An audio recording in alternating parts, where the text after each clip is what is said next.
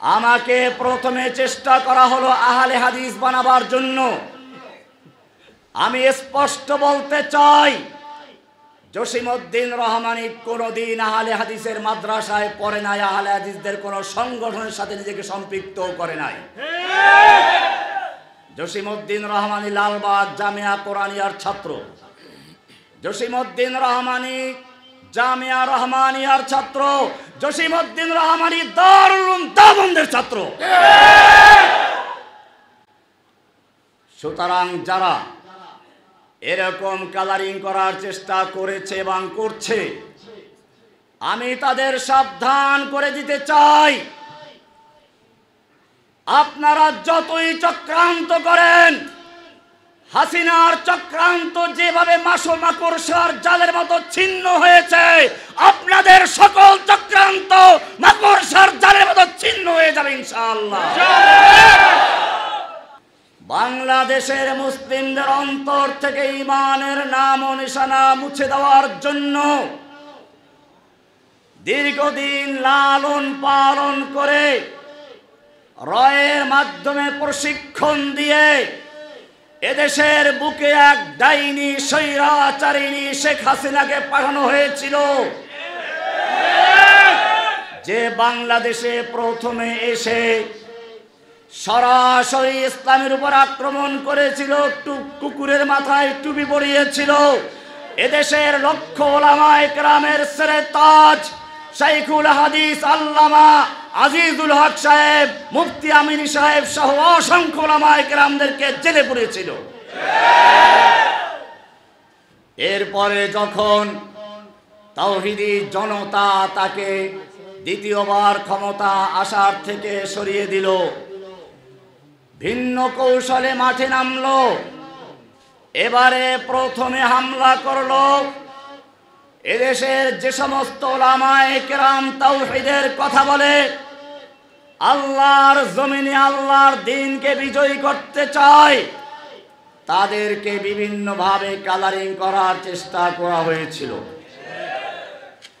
আমাকে প্রথমে চেষ্টা করা হলো আহলে হাদিস বানাবার জন্য। আমি স্পষ্ট বলতে চাই, জসিমউদ্দিন রহমানী কোনোদিন আহলে হাদিসের মাদ্রাসায় পড়ে নাই, আহলে হাদিসদের কোনো সংগঠনের সাথে নিজেকে সম্পৃক্ত করে নাই।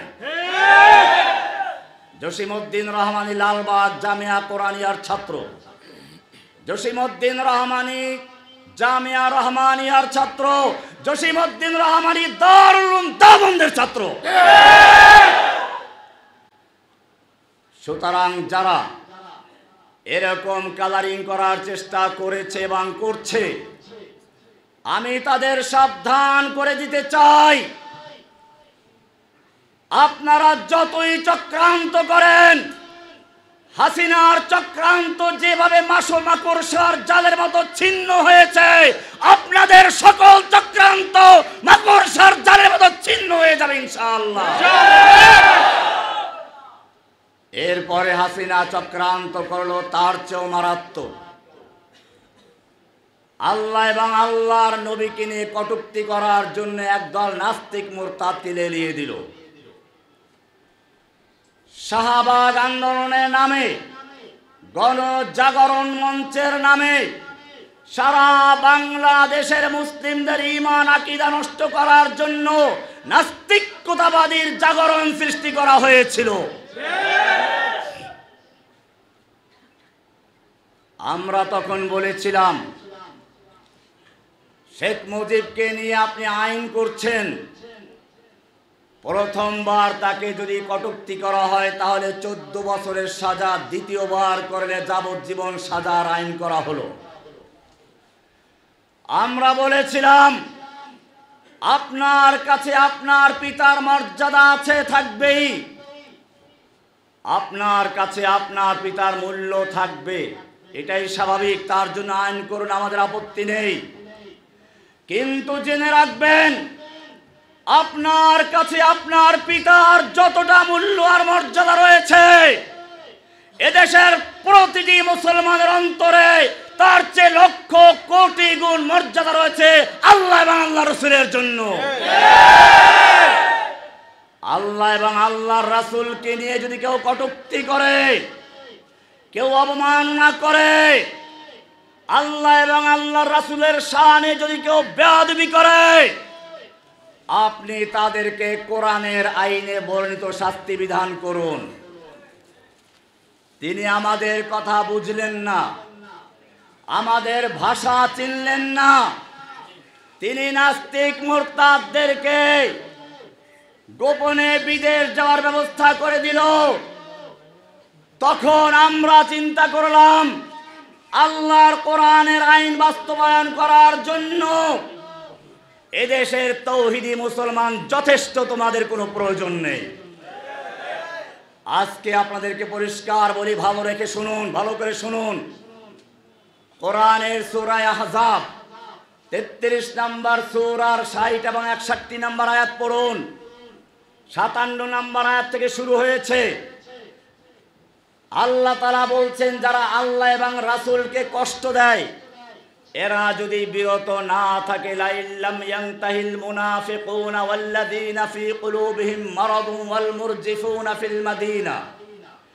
যারা আল্লাহ এবং রাসূলকে কষ্ট দেয়, যারা মুনাফিক রয়েছে, যাদের অন্তরে ইসলাম বিদ্বেষের রোগ রয়েছে, ওয়াল মুরজিফুনা ফিল মাদিনাতে, এবং যারা আল্লাহ এবং রাসূলকে নিয়ে আর রাসূলের স্ত্রীদেরকে নিয়ে মিথ্যা গল্প তৈরি করে আল্লাহর নবীর চরিত্রের উপরে কালিমা লেপন করতে চায়, আল্লাহ স্বয়ং নিজে বলছেন, লাইল্লাম ইয়ানতাহিল মুনাফিকুনা ওয়াল্লাযীনা ফী কুলুবিহিম মারাদুন ওয়াল মুরজিফুনা লানুগরিয়ান্নাকা বিহিম।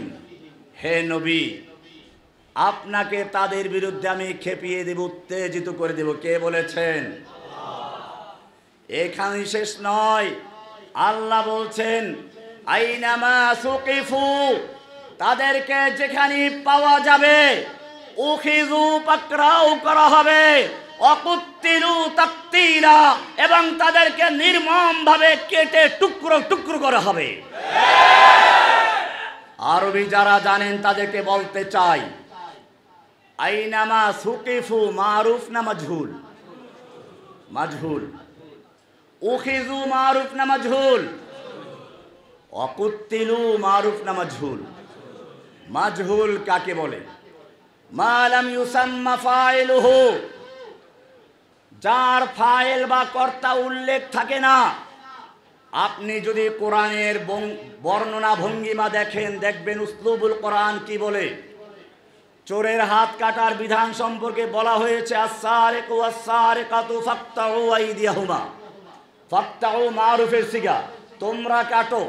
তার মানে হচ্ছে চোরের হাত কাটার বিধান কোনো ব্যক্তি পর্যায়ে কার্যকর করা যাবে না। এটা ইসলামী খেলাফত কায়েম হলে রাষ্ট্রে বাস্তবায়ন করবে। এমনি ভাবে আয-যানিয়াতু ওয়াজ-যানি ফাজলিদু কুল্লা ওয়াহিদিন মিনহুমা মিয়াতা জালদা, জিনাকারী নিয়ার জিনাকারী, ব্যভিচারী নিয়ার ব্যভিচারী, পুরুষ হোক নারী হোক 100 দররা মারো। ফাজলিদু মারুফ না মাজহুল?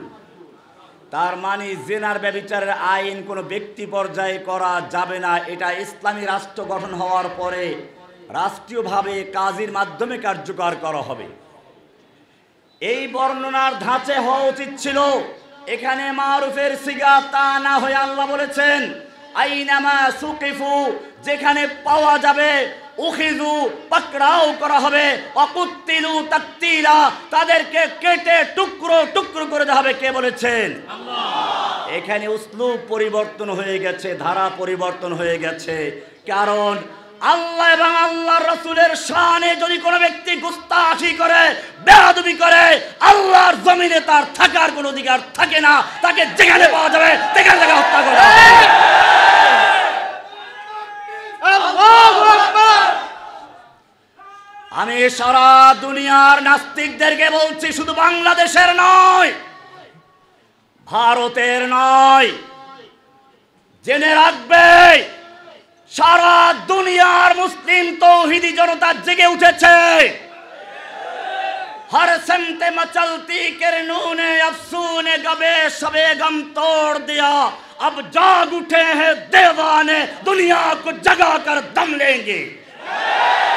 সুতরাং ভারতে যারা আল্লাহর নবীকে নিয়ে কটূক্তি করছো, দুনিয়ার যে কোনো প্রান্তে কটূক্তি করো, জেনে রাখবে তোমরা যেখানে থাকবে সেখানে তোমাদেরকে তোমাদের পাওনা চুকিয়ে দেওয়া হবে ইনশাআল্লাহ।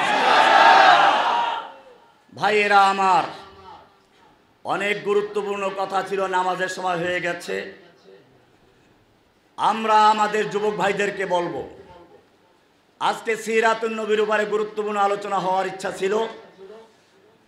আমি একটা আয়াত পড়েছিলাম, সেটার মধ্যে বলা আছে, আল্লাহ তাআলা একটা আয়াতে বলেছেন, আল্লাহ রাব্বুল আলামিন সমস্ত নবী এবং রাসূলদেরকে একাত্র করে একটা অঙ্গীকার নিয়েছেন, সমাবেশ করেছেন।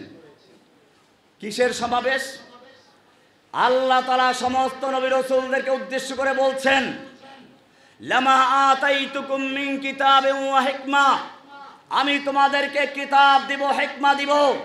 সুম্মা জাআকুম রাসূলুম মুসাদ্দিকুল লিমা মাআকুম, অতঃপর তোমাদের কাছে সর্বশেষ নবী আসবেন, একজন রাসূল আসবেন।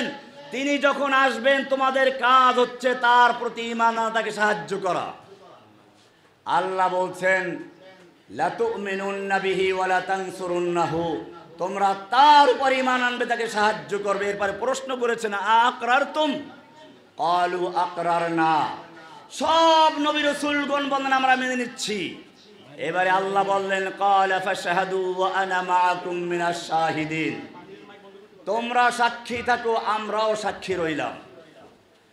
ভাইয়েরা আমার, মাহফিলে যেমন পোস্টার করা হয়, প্রধান বক্তার নাম থাকে সর্ব উপরে, আসে কোথায়? শেষে। প্রধান বক্তার পরে আর কোনো বক্তৃতা চলে?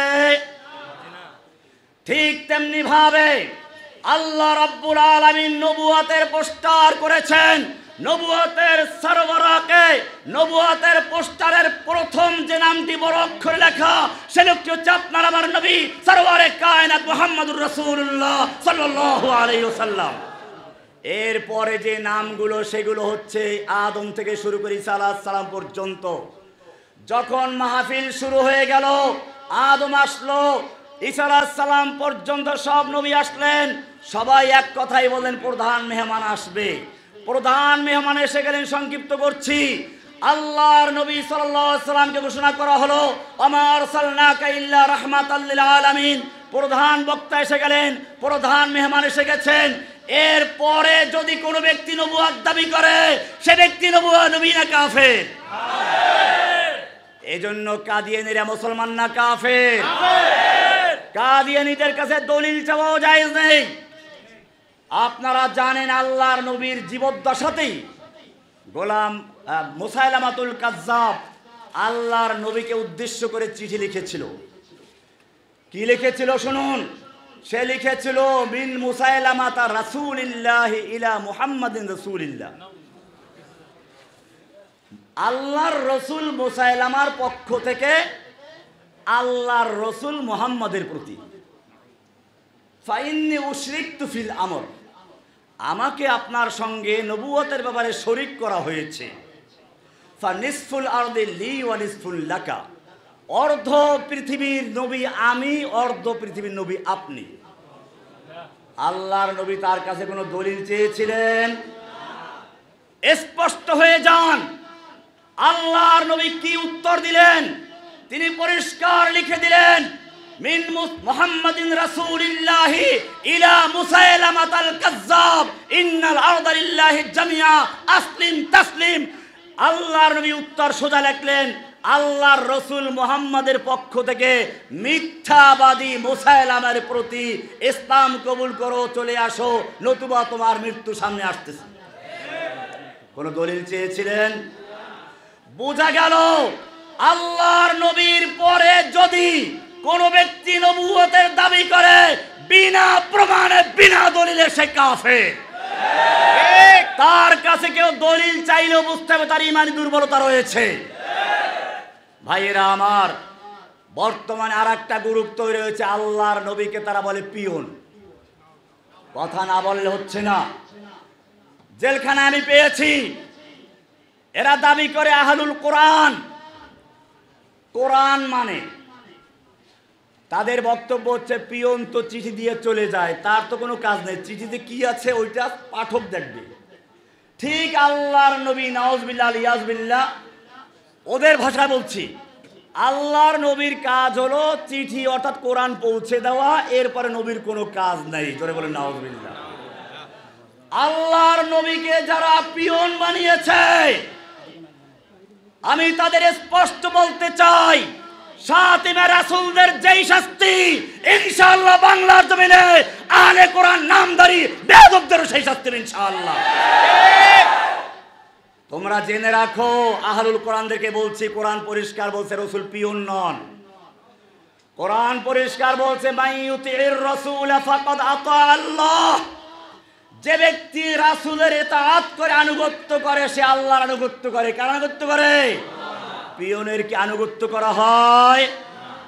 শুধু তাই না, আল্লাহ রাকাতে বলেছেন কুল ইন কুনতুম তুহিব্বুনাল্লাহ ফাত্তাবিউনি, হে নবী আপনি বিশ্ব মুসলিমদের জানিয়ে দিন, তোমরা যদি আল্লাহকে ভালোবাসতে চাও তাহলে আমার আনুগত্য করো, ইহবিবকুমুল্লাহ, আল্লাহ তোমাদের ভালোবাসবেন, আল্লাহ ক্ষমাও করে দিবেন। আমি জিজ্ঞেস করতে চাই, কোন পিয়নের কি অনুসরণ করা হয়?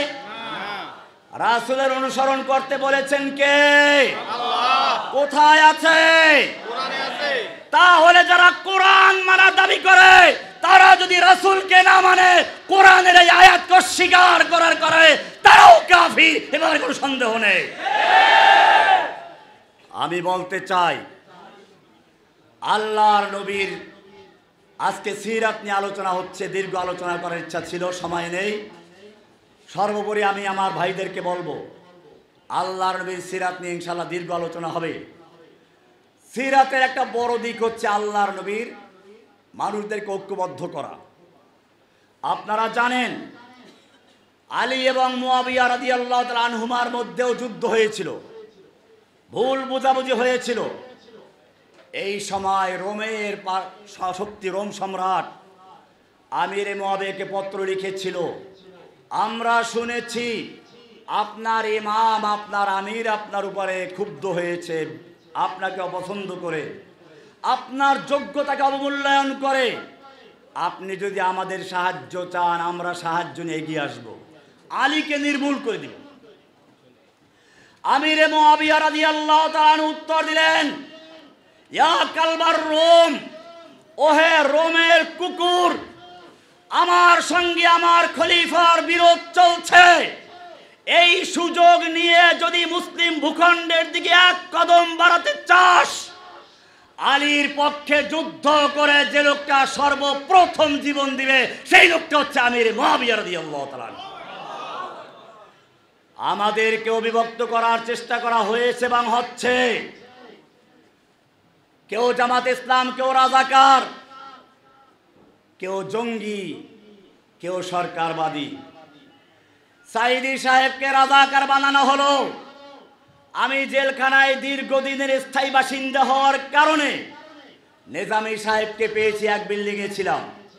মুজাহিদকে পেয়েছি, এক গাড়িতে গিয়েছি, এক ব্লকে ছিলাম। কামরুজ্জামানকে পেয়েছি।